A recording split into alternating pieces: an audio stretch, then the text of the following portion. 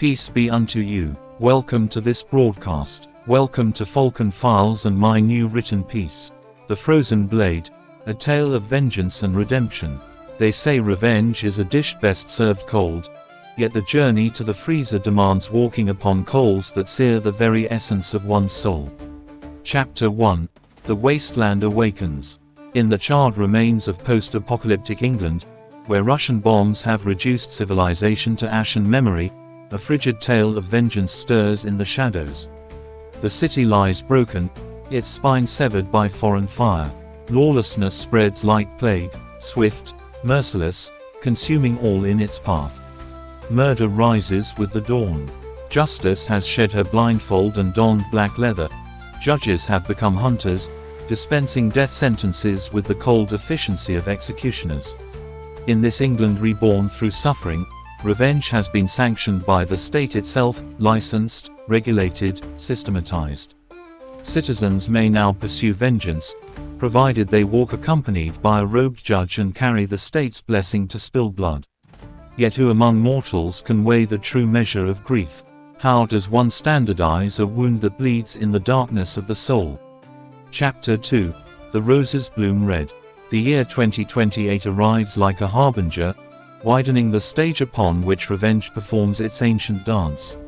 War erupts between the two roses, Lancashire and Yorkshire, a brutal symphony of savagery where brothers raise swords against brothers, and the earth opens its mouth to swallow the dead in mass graves that stretch beyond the horizon. When the Duke of Lancashire falls, martyred in the crucible of conflict, his death becomes the spark that ignites a conflagration of vengeance. Years of attrition follow, each battle a verse in an epic written in blood and tears across the scarred landscape of the north. They say revenge is a dish best served cold. None understand this truth more intimately than the Viceroy of Lancashire, once a civil ruler, now a man consumed by the flames of retribution.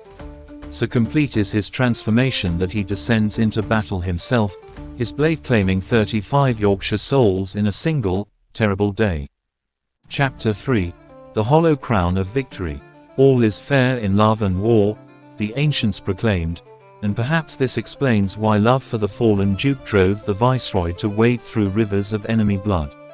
Between 2029 and 2035, the Lancastrians taste victory in measured portions, each triumph adding weight to the burden of hatred that crushes the Viceroy's chest. With each battle he sanctions, each strategy he approves, the hollow echo within his soul grows louder. Victory, he discovers, is a crown that weighs heavier than defeat, for it promises an end that never comes, a satisfaction that remains forever beyond reach. Chapter 4. The Mystic's Revelation. In the year 2037, destiny arrives unannounced upon the battlefield. Like Merlin emerging from legend, a mystic appears before the Viceroy, bearing wisdom as grim as winter's first frost. An eye for an eye, the sage intones, speaks not of revenge, but of the threshold of mercy each soul carries. True reckoning remains impossible, pain cannot be weighed upon any scale, vengeance cannot be measured by any standard known to man. The mystic's words cut deeper than any blade.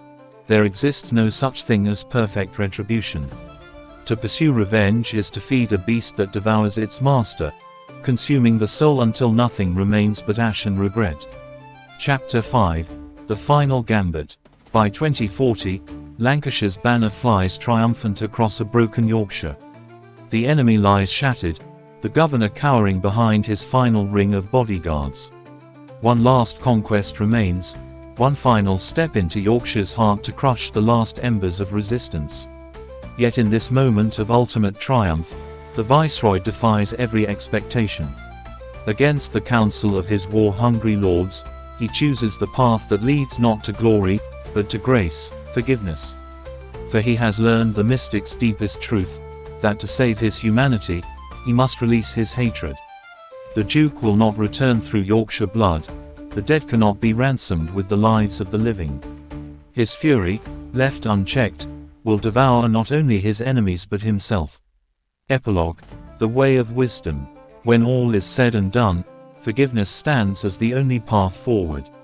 At the crossroads between vengeance and mercy, wisdom whispers its final counsel, Only through forgiveness can the soul find its way back from the abyss.